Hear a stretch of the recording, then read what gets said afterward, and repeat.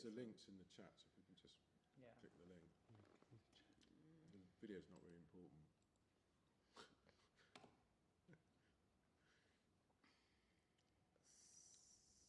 So we are live. Just a second. Want to check audio?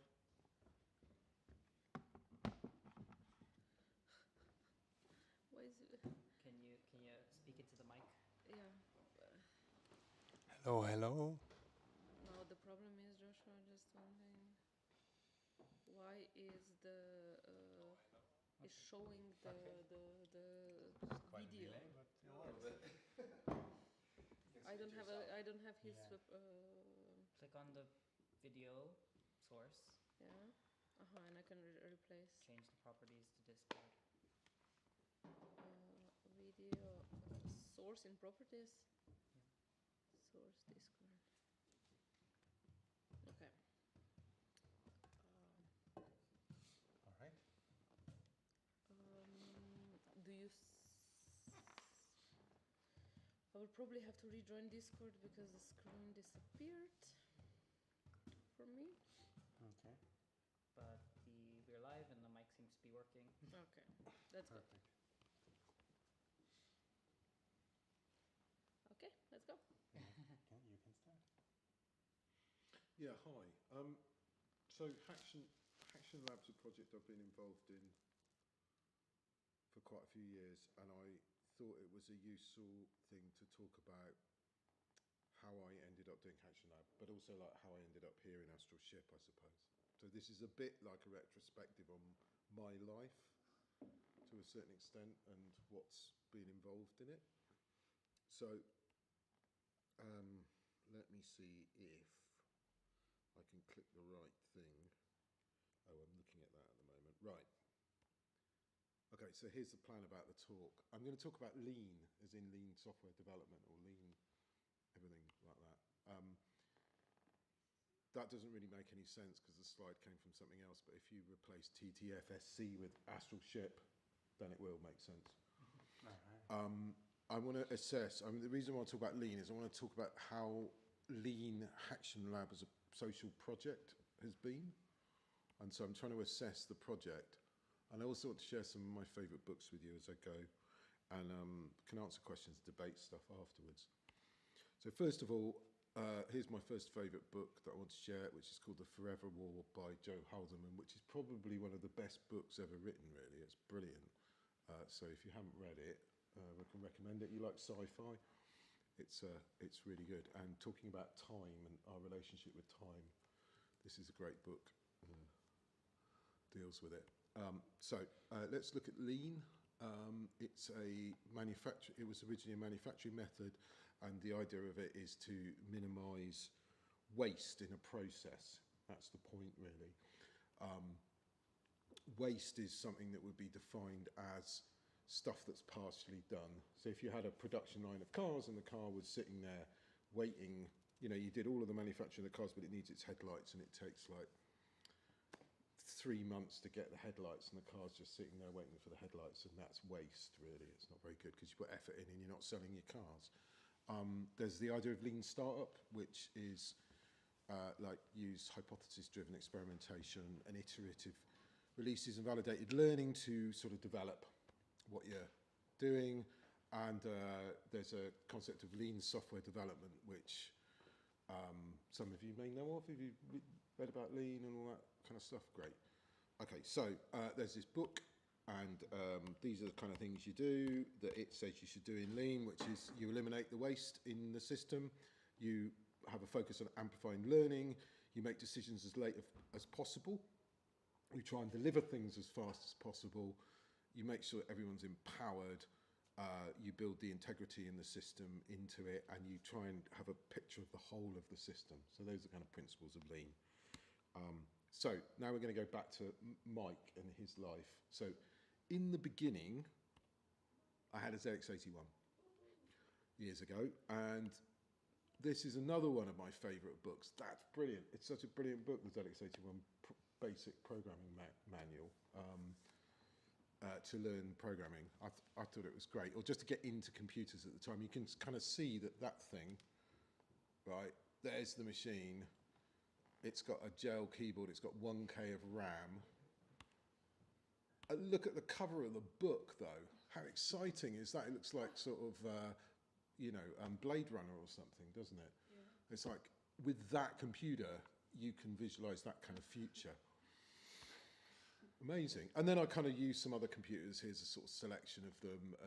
ZX Spectrum, a couple of Amstrad computers, and a Atari St at the bottom. Let's look at the Atari St, because it's quite interesting, really. Here's an advert for the Atari St from 1985. And if we compare it to an iPhone 14 Pro Max at the moment, you've got an 8 megahertz processor on the left, 3.46 gigahertz there. Oh, it was going so well, that was. Oh, the screen is still there? The screen's still there, isn't it? That's interesting. What stream? Oh, good. Okay, because I'm looking at the slides because of my glasses, you see, so I'm looking at what Alex sees. Look at the RAM. I mean, look at that, 512 kilobytes. There is 6,291,456 kilobytes in that beastie. And, that was it. But this was brilliant. This was about the best computer I had at the time. Did lots of development on it. But the point is, look how technology develops in the sense that a mobile phone is in your pocket. But often we're largely consumers of these devices. When you bought these ones, you were the master. I mean, you controlled it, you programmed it, you did whatever you wanted on it, like you really controlled it. And one of the things I did was to write this program called Fractal Engine with a friend of mine, Dan. And we developed that on the Atari St and GFA Basic. There's some GFA Basic code on the left. There's a chap called Frank Ostrowski, who was the guy that wrote the GFA Basic programming language. And we got our program on the cover of ST format. It was really exciting. It was my first published piece of software. I did a degree in computing. I'd done things about programming and that sort of thing, but basically I was doing coding and stuff. Then I went to university and we studied Unix, and I was quite into Unix. It was really good, and when I left university, all I could find was Windows everywhere, DOS, Microsoft DOS and Windows. So I heard about Linux, and this was like maybe 93. I heard about Linux, and you could get this version, which is on the top right, called SLS, Soft Landing Systems Linux, and it came on about 6 zillion floppy disks, and you could install it, and you had a kind of workstation, and I kind of got really into Tux. And so me and a friend, who also went to university on the same course, set up a company, our own little business called SAND, to promote Linux-based systems. And SAND, rather cunningly, at the time stood for SAND Systems and not DOS. We thought we were clever, but that fits in with the GNUs, not the Unix and all of that sort of type of thing. Anyway, so that was that. There's the exciting slideshow transition. What we did was we started promoting Linux to people and trying to sell it and trying to get us to pay for things, and people did. They paid us to do websites, and we just about managed to sort of run a few servers with email on and that sort of thing. It was quite difficult because it was really difficult to replace Windows, and it was really difficult in organisations to get sort of Windows in there.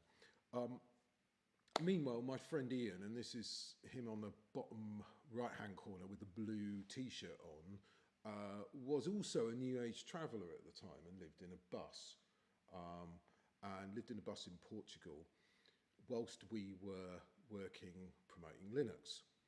And I was living in Spain at the time, and he was living in Portugal, and we were kind of promoting Linux. And in order to work for deepest, darkest rural Portugal, we got hold of a satellite dish. That you can see the satellite dish on that truck at the bottom. So we got hold of a satellite dish which enabled to get us bidirectional internet access, which meant that he could work in the middle of Portugal and have decent, at the time, internet access. We're not talking about brilliant internet access. It was about a megabit down and maybe 128 kilobits up, maybe 256. So it wasn't brilliant, but it was pretty good at the time. So it's 20 years ago, so it was quite good. One of the things that we decided to start doing was take a kit out into festivals and events and that sort of thing. So here you can see some shots from a festival called the Big Green Gathering. And what we did with that was take the technology into the field, and wireless kit was just on the scene as well. So you could buy it, but nobody's laptops had wireless in it or anything like that. So it was very new. So what we were doing is a combination of the satellite dish on the truck there and some homemade antennas, which you can kind of see in the table in the middle with the bald guy. There's a sort of red thing that's an antenna, which we made out of a can that a bottle of whiskey comes in.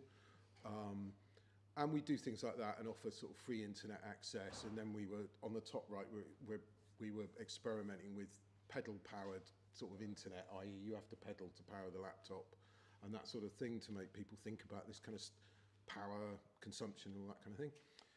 So that was what we did. And we were doing live video streaming. So that thing on the right that my friend Ian is with the sign that says nonsense on it is a mobile internet access that we were streaming from, sort of thing, right, around the field.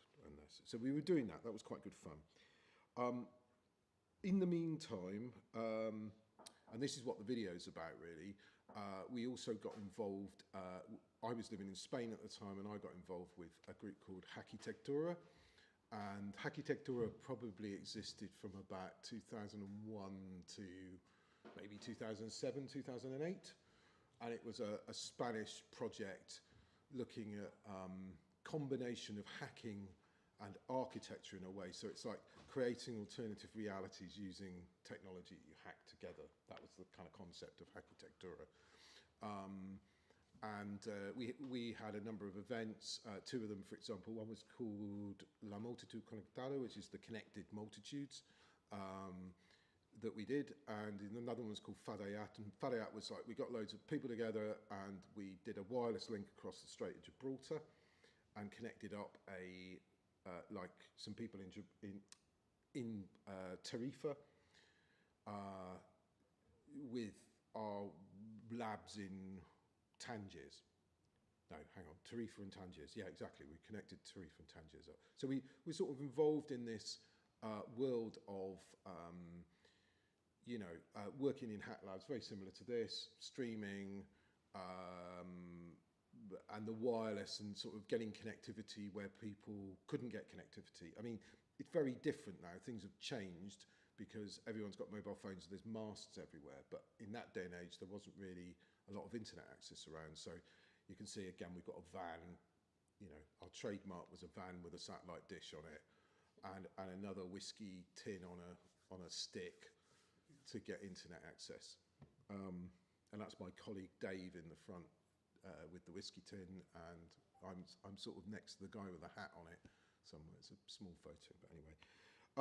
In the meantime, I'm from Bristol-ish, or near Bristol, and I'd been involved in a project. We started a project over there, which was a wireless network, community wireless network project. That was a very popular thing. In the day, this is sort of 2002, and people were setting up these projects again because wireless was quite new, and everybody thought it was a way of getting, like setting up our own community and local area network that we could do.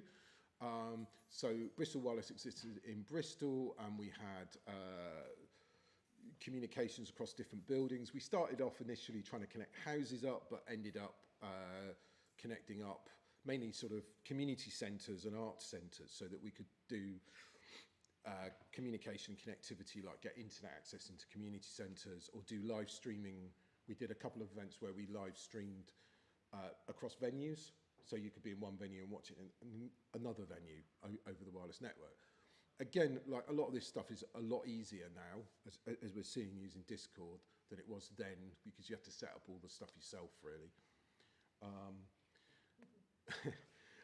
We also, so the combination of the two things, the combination of Sand and us doing those events like Hackitectura and stuff, and the Bristol Wireless guys, we then put together a suite of recycled laptops and took it out into some events and festivals.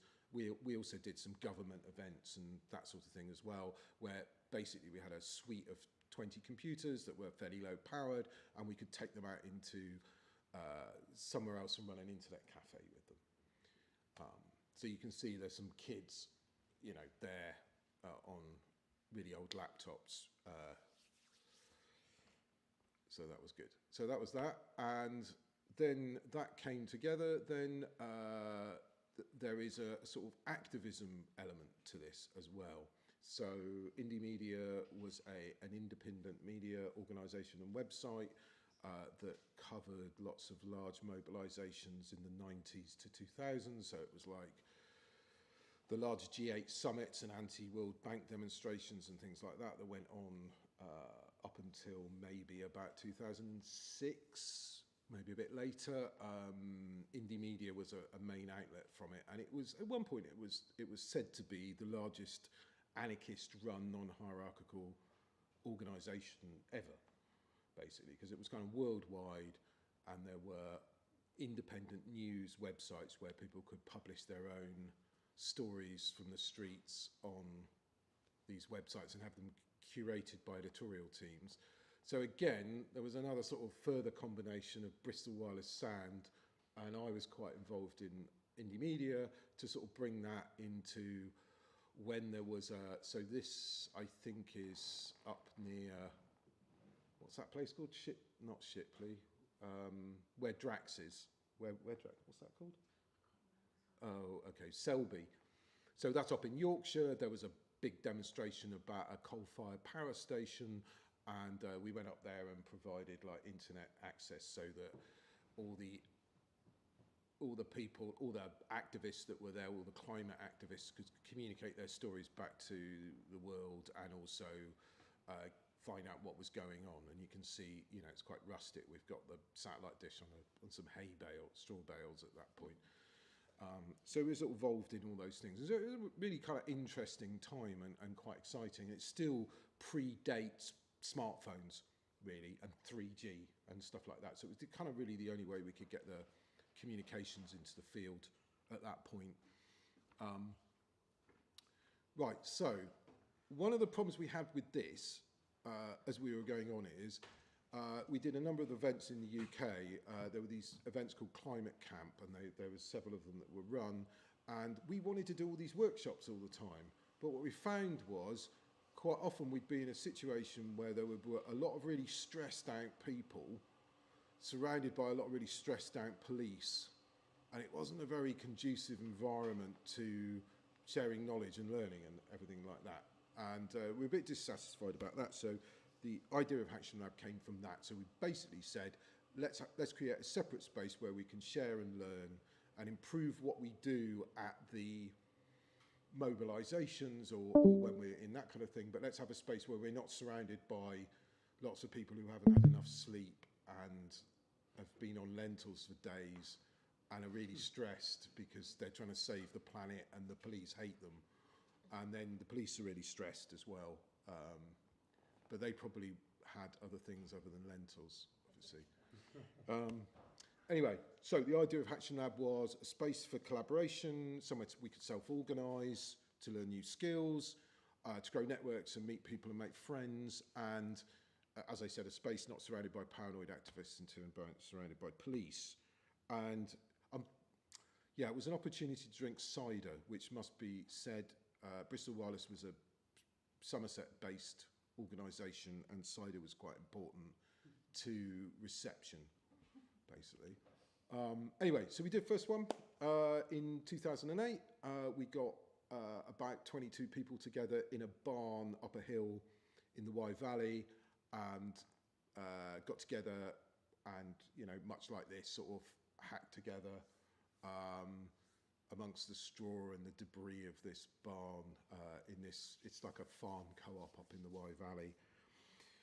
And that was pretty good. And from that, what was really nice was that one of the people that didn't even come said, oh, I like the idea of that. Why don't you come up to Leeds? I'll tell you what, you know, I'll find you a crash space, and we're in this community centre called the Common Place. It's kind of like a squatted social centre.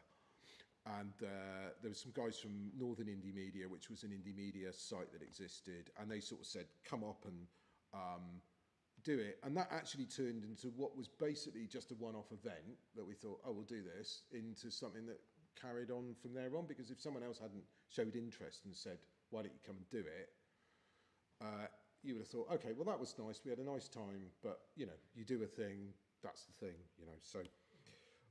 So we did a follow-on event in the autumn of that year, and then we did loads more after that. So we did Action Lab, we did all these different events, like we were in Bradford, we were in Todmorden ages ago, I can't remember, 2015. And we were in Oxford, I think, up there, Manchester, London, Bradford a couple of times. Yeah, lots of up north, like, I think. Yeah, I'm not sure why that is. Yeah, I don't know. The beer's cheaper up north, I think that is the thing. And as well as sort of Action Lab, what we did was the original thing that we did in a barn, we rebranded. We did a branding thing and did this thing called Barn Camp, which we then ran those number of times, I think.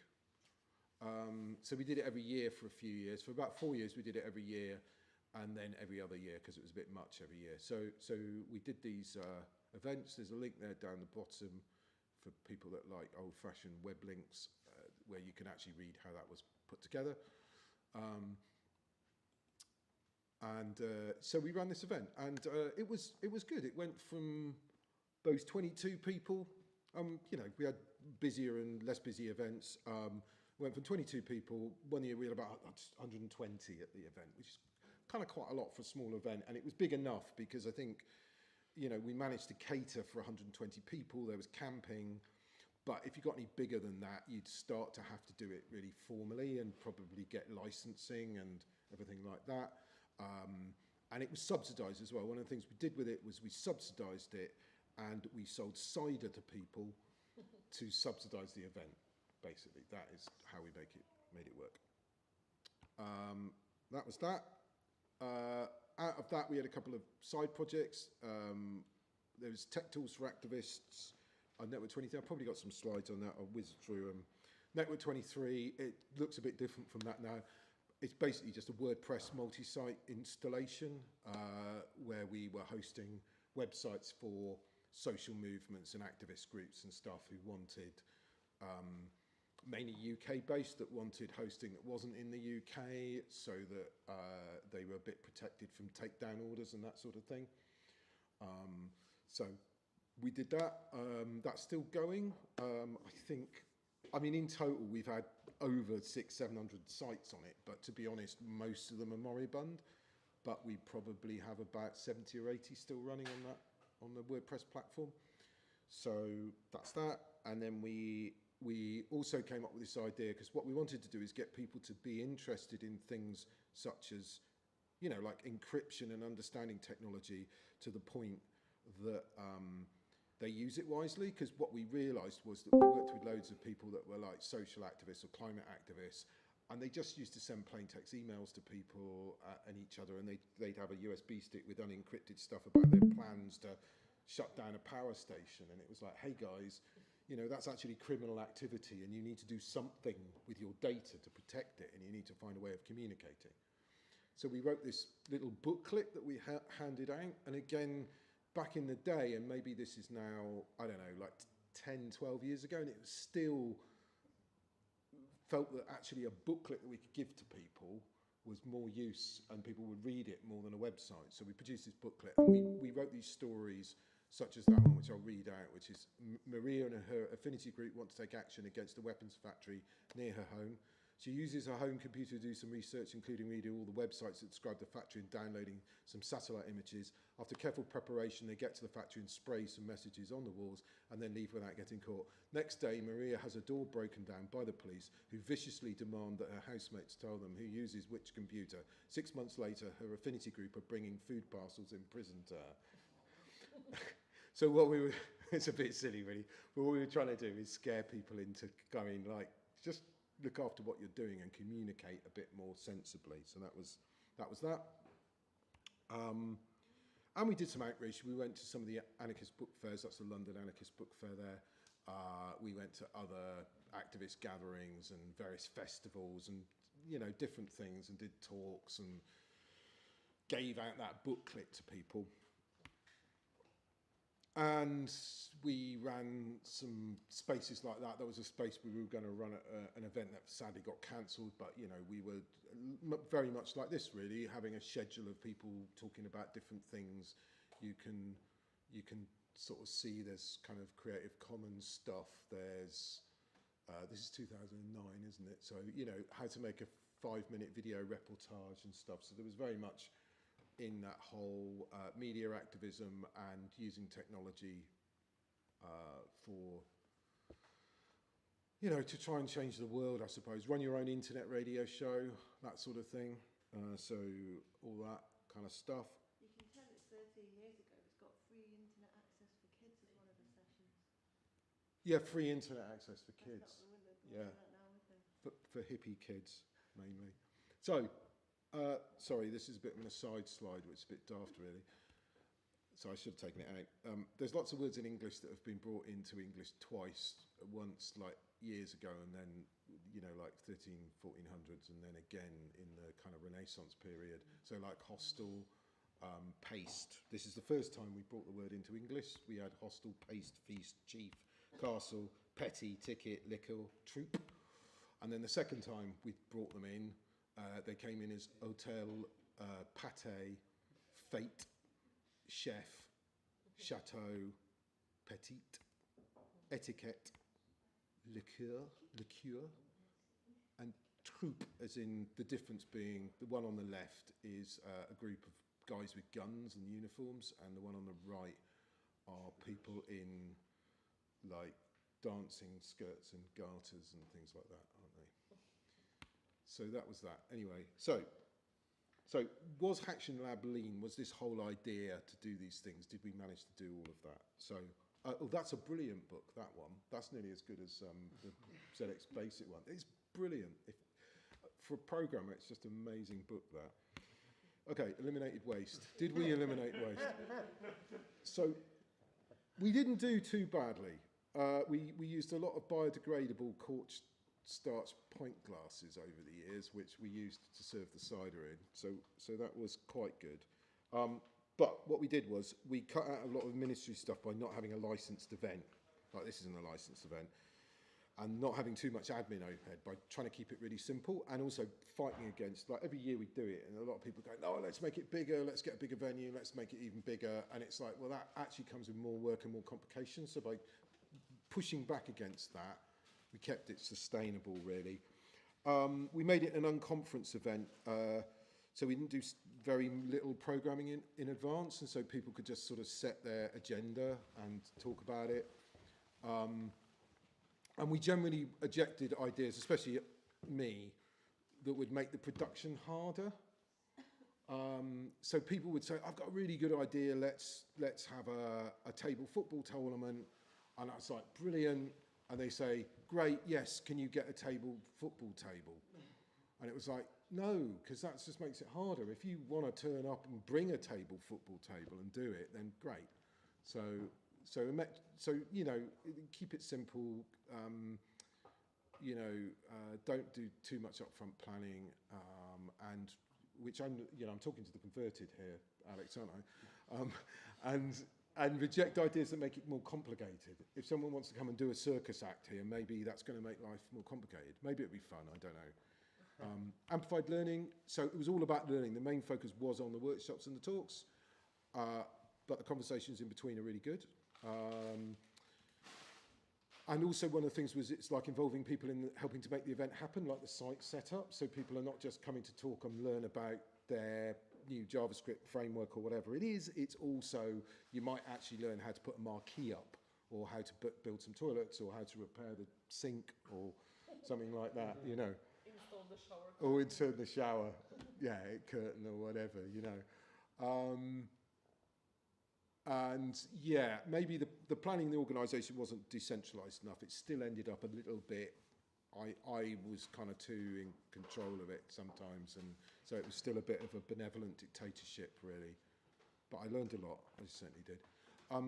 Decided as late as possible, so I think it's really important.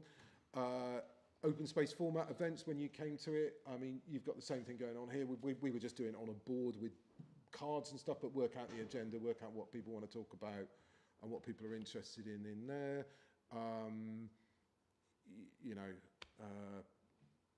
and made the decision. Once you got all the bits together, the decisions are made by the people who went, and then that sort of gives them a sense of empowerment, because it's quite important to help us not be, going back to the earlier thing, not be consumers, not be passive consumers of things, but actually involved in making them happen. You need a safe and facilitated environment to do that, and people decide. So one of the problems we had, people did make really last minute decisions whether to come, which did make planning for food and drink rather difficult, because actually the barn camps were up on a hill, and it was quite a long way to the shops, a bit like this, so you actually had to know what food you wanted on site, and you needed to know the number of people. It was much easier in a city because there's just food shops and things around, and I kind of wanted to stop doing it because 2017 made a loss, because some things got decided a bit too late and people sort of turned us down very late, and we bought too much food, and I got a bit fed up with it, really. Anyway, Catch 22 is a great book. Who's read that? It's brilliant. It's brilliant, yeah. Did we deliver as fast as possible? As we did the event more, we were able to turn up and make it happen more quicker. Obviously, you learn by what you do. We kept things simple, which meant there was less to deliver, and we could do it more easily and faster. Rejecting the ideas that were too complicated keeps the event lean. I mean, you don't want to reject everything, but it is a good idea to try and keep it simple. The cider didn't make things go faster, despite what we thought. And the coffee did, but in quite a more sporadic manner. I think people kind of maybe shouted slightly more and waved their arms about a little bit more than they needed to, because they'd had too much coffee. But anyway, did we empower the team? Lots of people got involved in making it happen, which was really good during the event. And this was made possible by people, you know, if you define the task well and facilitate that and say, people say, oh, what can I do? Actually, if you thought about it, you've got a list of tasks and say, well, actually, if you could just put up the shower curtain, here are the rings, and there's the shower, and here's the curtain, then they can go and do that, and then they can feel like they contribute, and it's a good contribution. They feel empowered to do that, so I think that's quite important. 2015 was the zenith, really. That was our best event, I would say. But it did work. 2011 to 2015 had a lot of pre-event organisers, like people before you were thinking about it and doing different things. And the last one didn't really work on that basis. Yeah, it lost momentum. So a few people doing too much and not delegating doesn't empower the team. So yeah, being too busy to delegate to someone doesn't really help everyone. It's not a great thing. And I did, but they don't empower people. Yeah, I did. Some people asked me to write up how it worked, and I did do that, but it didn't really help anyone, because most people need to see how it's done rather than and do it themselves, really. So did we build integrity in? We had a core crew, generally good communication. We made it easier by there being a few people organising it. There were a lot of trust in the network, meaning that people were happy to be involved. And did we see the whole picture, finally? So some personal group of people needed to keep their eyes on the overall goal. There were many good ideas, but not all of them moved us towards that goal. But who's to say what the goal is? I don't really know. What is the goal? I don't really know, no. Anyway, Master and Margarita, anyone read that? By Bulgakov? Mikhail Bulgakov, that's a brilliant book, so definitely worth reading. And Barn Camp, I don't know why I've got this slide, so I'm just going to do that. I've had enough of my own slides, really. So, and I'm just going to get rid of that. Right, City of London, just look at it. It's got the lowest car and van ownership in the country. It's got the lowest number of people who travel work by car. Although about that many people live there, not anymore. This slide's old. Maybe explain what you mean by City of London to non-English people. Oh, so London is a great big metropolis, but there's a bit in the middle that's, they say, is a square mile of it, which is actually what's really called the City of London, which is where the sort of original city is. That's where the Bank of England is. That's where the Bolsa is, or the Bourse. That's where a lot of the big companies are, and that's where a lot of the old churches, like St Paul's Cathedral's in the City of London and all of that. So, and the population's been declining at the moment, so there's not many people live there. And so I think problematically, that's all going to change now. So we should see with COVID, lots of people are not going in anymore. What's going to happen to all those skyscrapers? Are they going to have flats in them and stuff? Are people going to move back in and actually live there? And we're going to have sort of hybrid usage of it. So let's see. So finally, projects we do need to be sustainable. They need to stay fresh. They need to have an active number of people driving them, because if they get down to 1 or 2 people, they've probably not got enough momentum. What was the bit about the City of London? It felt like another topic. Oh, it is, yeah. It's just designed to confuse people. Yeah, completely. Postmodernism. It is. It's like a postmodernist presentation. It is, yeah. Projects need people to come and go as well, so we need an active core. But if we keep the same people all the time, it gets boring and repetitive, and we're not inventing and doing new things. And they need some kind of continuity, unlike the slide presentation. And some things I learned about delegation to finish off. The delegator, you need to give clear directions, trust others. Having delegated, don't then micromanage people. Let people learn by doing, not by being lectured. And but delegatees, it's a two-way street really. You need to kind of step up to the task. You need to make sure you can achieve what you take on as well. You need to be prepared to self-organise, and you need to be prepared to question and be rebuffed. And you need to stand your ground, especially if I ask you to do something. And then, what's happening? That's exciting. I wanted to screenshot this, but I was too slow. Oh, do you want me to go back? Yeah. Yeah, like. See, on my thing, I just do All right. Command 5. Yeah, but then you get the whole screen. I do, yeah, that's true. So how did I, okay, so last bit, so how did I avoid burnout? I found a nice place to hide, which is here, which is the Home for Old Tech Activists. So at the Home for Old Tech Activists, we have all the classic video games on tap for you to play. There are copies of the 2600 magazine in the toilet. That might be a bit, no one talks about microservices or clouds to you ever.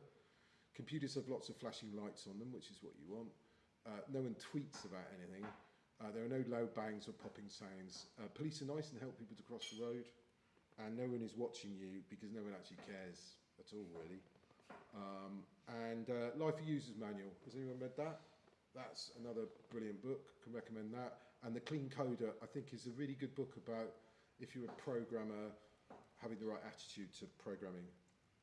And finally, what happened to Frank? Do you remember Frank, the guy that wrote With the GFA Basic right at the blue, in the beginning? blue shirt? Yeah, this guy, Frank That's Ostrowski. Yeah. Unfortunately died. He wrote GFA Basic. They didn't manage to get off the ST very well. They tried to do a version for Windows, it wasn't very good, and they went bankrupt. And this was the last ever message communication with Frank in 2001, and it's from a guy called Lonnie Purcell, and it says, "I'm searching for Frank Ostrowski, who created GFA Basic. I don't suppose you were the one?" And Frank replies, "Yes." And that was the last anyone ever heard of him. I think he committed suicide. Sorry about that. Alright. And that's it, thanks.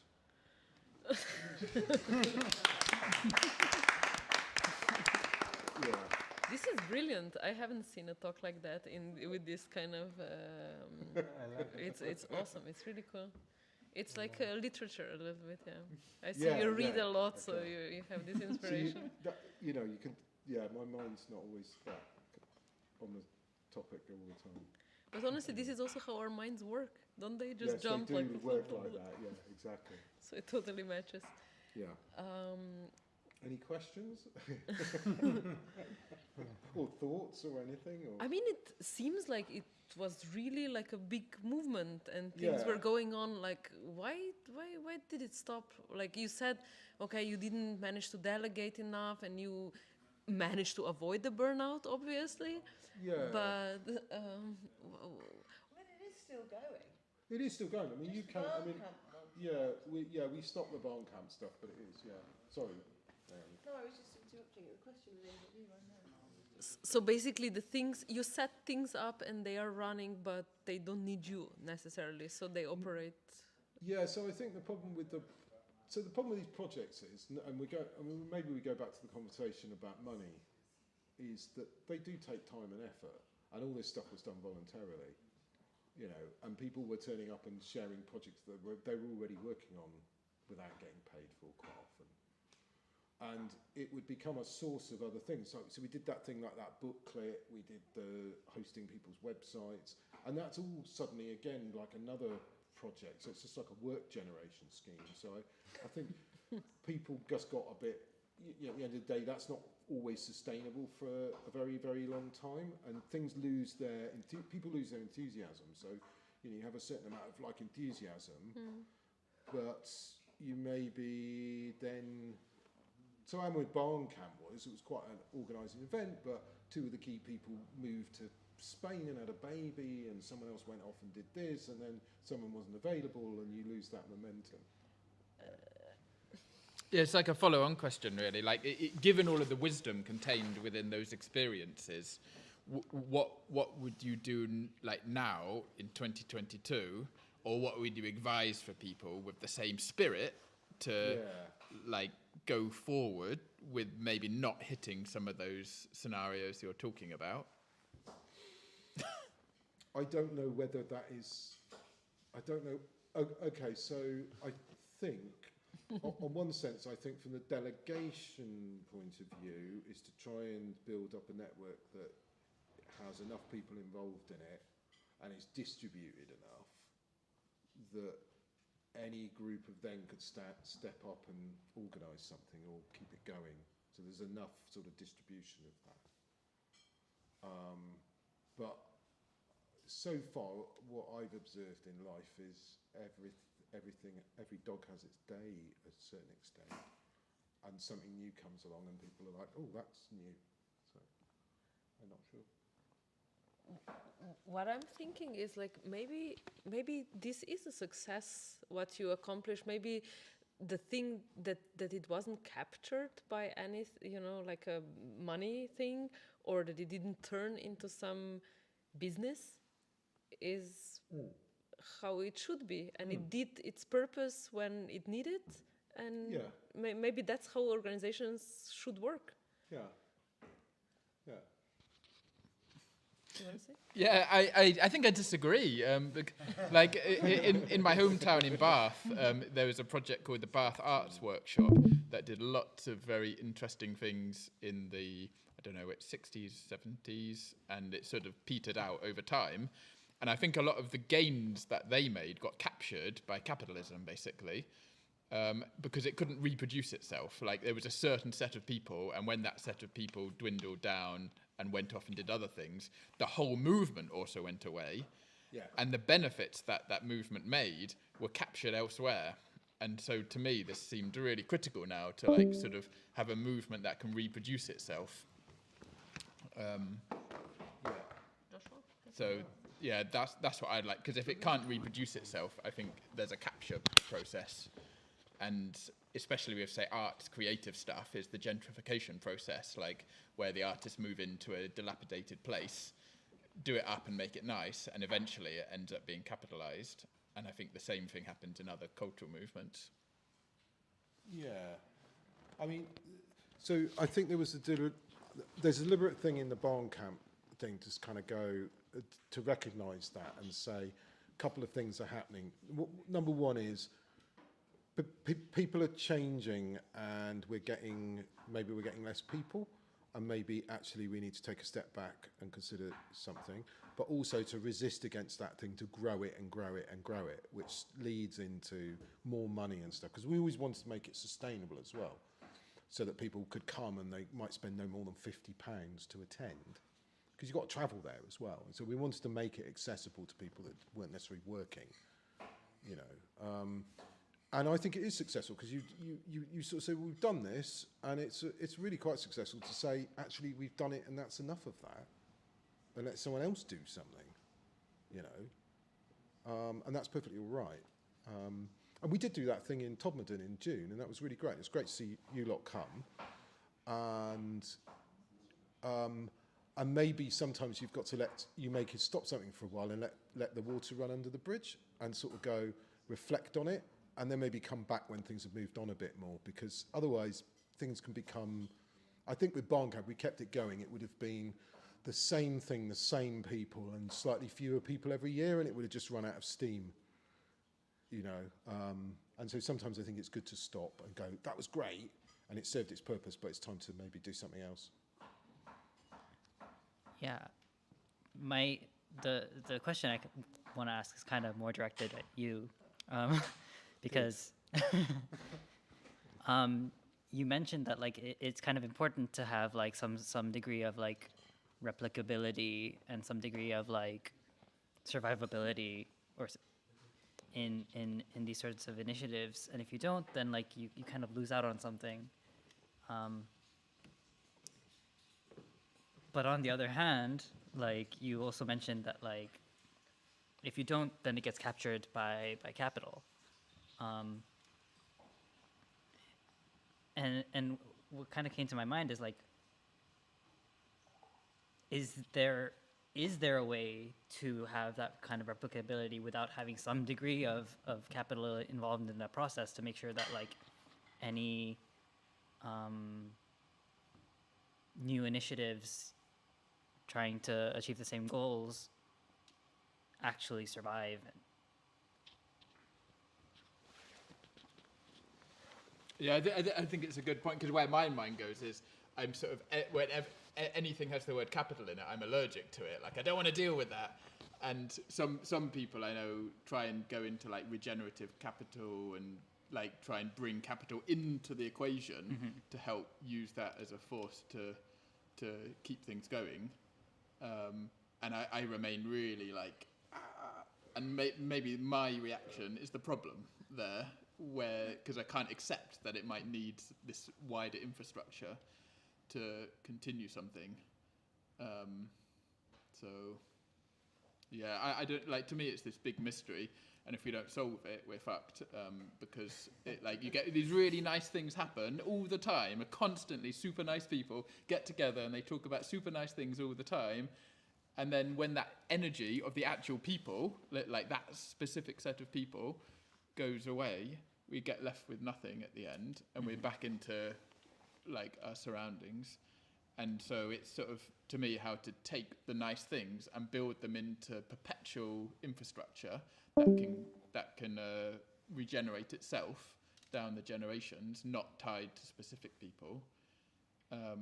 But I really know what it's like in the experience when you have a group of people, and if it just dwindles over time, it's really nice to accept that that had its moment, and call that a success as well. Like, that's not a failure. It's beautiful and it's really nice. And I think what I would like to see is this other thing that sort of can build on those small bits and keep something going. But yeah, with the capital stuff, I'm still stuck in my allergic reaction for now. I understand that, and it's kind of like, it's interesting to think that like if it doesn't necessarily have to be the same group of people doing the same things. If you are allergic to capital, maybe the idea spreads and a new group of people takes on the same goals. I really like the name Haction Lab, because Haction is like a fraction, is like a action, is like a suction, is like everything. Like, you can look at the name and interpret it in any way, shape or form. And about the people coming together and leading the vision, I think that everyone has life, projects, families, travel, some goals. And I think that there is enough to keep like a core group, and some people leave, some people go. I actually have some memories with Liam. Like, Liam has been doing this for like 10 years. And there are some people coming and going. Leslie, who is making food, also been here like 2020. So some people come and go, but the vision stays strong. And about the capital, look, I think we live in this system which is super fucking toxic. It's completely broken, and now we are breaking planetary boundaries. Like we are the. I'm not sure if it was on the media. In Pakistan, 30% of land is underwater. In China, they have the biggest drought on record. In Florida, they have the biggest drought on record. And 2021, again, the biggest fire, the biggest drought, the biggest flood. Like entire climate is completely fucked because of the system that incentivizes destruction without taking account for externalities. And now we are in this like how I would call it, there's this worm that transitions into a butterfly, and we have every single technology to generate enough food, water, energy, shelter, healthcare, education, transportation. Like every single human person on earth has enough, there's enough resources to live a happy, fulfilled life. But it's not a definition of a happy, fulfilled life of a American suburban family with 2 cars and 100 kilograms of beef. No, a basic, happy, healthy, wealthy life full of joy. So yeah, what I was talking about? Yeah, division. Thank you. So I've got a question then. This happy, fulfilled life, what is it you do in it? What does it look like? What do you do? Oh yeah. That's a very big question. Everyone Right. has their own definition of happiness. I definitely believe that what is your definition of happy? How are you making fun? Are you a beer drinker or wine drinker, or do you like smoking weed? Today I was on a train. I'm going, there was like 1 hour between one train, and I didn't know if I want to have a Heineken or Guinness. So I've asked, can I have a half pint of Heineken and half pint of Guinness, because I like both. So in terms of a definition of happiness, this is like what happens after the UBI is a default version, right? What will people do with their time if they don't have to work? Which is a big problem. You can actually imagine yourself, just imagine, I am a space traveler from 2030 because quantum entanglement travels faster than light. In this 3D density, we have a Newtonian physics. Speed of light, boundaries is affecting us. But in the higher dimensions and higher density, quantum entanglement, traveling faster than light, traveling from the future, I'm from 2030. So yeah, this is a big problem. What people do after there's a UBI and no one has to work. So this is a very individual question. And yeah, playing games, meeting friends, good food, party. Yeah, but you might say, oh yeah, this is your Protestant work ethic kicking in. You could say that, and it might be true. But I quite like working. I actually want to work. Me too. I sort of prefer it to, I don't want to kind of watch Netflix the rest of my life or just play golf. I quite like chatting to people as well. That is fun. But I may not want to chat to people all the time. So it's all of those sort of however many people now live on the planet, like the 7 billion people. 8 billion, right? Well, what do we do? What do we do? Do we all just play chess or smoke spliffs or play golf, or what is it that we do once we don't have to work to survive?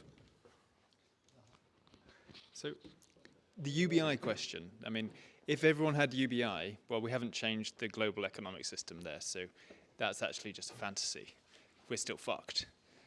Giving everyone UBI wouldn't help anything.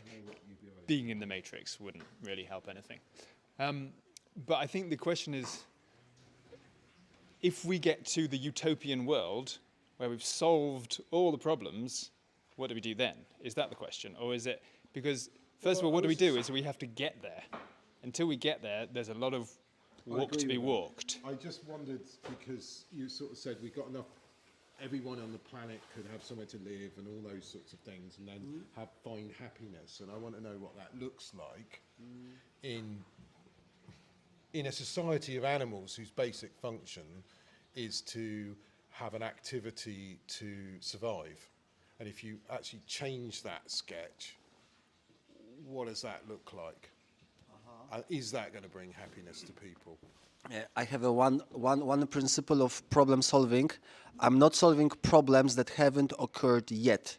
By the time we actually do it, those who've accomplished a certain level of human development, they will help others to also realize their full potential.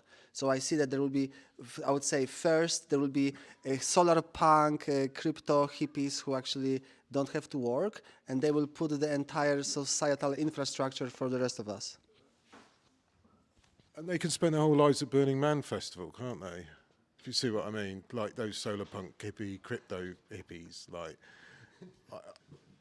I don't really buy that in the sense of saying, yeah, go on. Sorry. If you want an attempted serious answer to the question of what will people do after scarcity is a thing, I mean, there is no finite limit to the amount of art or fiction or games or media that people will want to consume. And all of those things need infrastructure for its distribution, and all of those things need people to think about what they want to create to entertain other people. Yeah. And if we end up as a society of infrastructure maintainers to pump media into the brains of each other, like, that doesn't sound very good, but like, people will always have work to do. There's another thought there. Yeah, I really like the question, what would we do? And because like I switched my whole life recently to switch to what I call like community way of life. And what to me that involves, like, this is very concretely, this is my actual life. It's like supporting my dad, who's old. So I learned a folk song to sing. We sing it together, and it provides us both a lot of joy. I'll sing it later, hopefully. You can join in on the chorus. Also, childcare for me is one of the main topics that takes infinite time. Like, you just can't spend enough time with kids, really. They love attention from adults, and they got these curious minds, and they open our own minds, and they need feeding and teaching and telling not to do that or do that, and or the young ones with the covered in poo need all the poo wiping up, and that takes up so much time. And it's a lot of this stuff, like domestic labour that's traditionally been done by women, is very hidden as well. And I think everyone can do that, and when you've got enough time to do it and it's not squished into the gap, it can be quite nice as well. I didn't do the poo stuff. I don't know about that. But in general, just day-to-day life, like, and this is what, like, for me, is the centre of life, is daily living. Like, how do we make sure we're warm and we're fed and we're entertained, and our mind and our body and everything is nurtured. And then I don't actually need these higher level things after that. I'm so satisfied from just doing this basic stuff. And I think that's like a really beautiful way if we can spend more time doing that and less time on the sort of David Graeber bullshit jobs concept thing, which is so weird and abstract. Like, what I've done most of my life is, I just can't make any sense of it, actually. What do you mean by the David Graeber bullshit? So he wrote a book, I think called Bullshit Jobs, where most people, I think, don't even believe in what they're doing. Like, you know, when you sit on a computer, tappity-tap to do something. Interestingly, before he died, he was working on a book about pirates.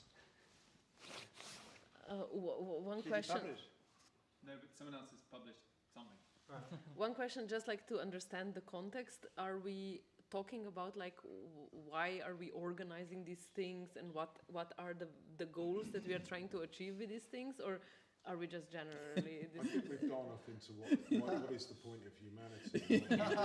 I think we'll need another talk for that. We're definitely way off my tool. No, but just to maybe wrap these things up, like, is there something that needs some more, like, thinking for the future, or what would you like us to take from that talk?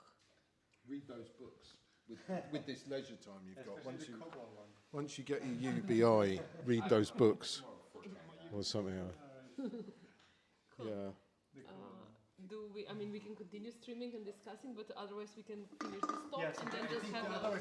Thank you, Mike. Yay.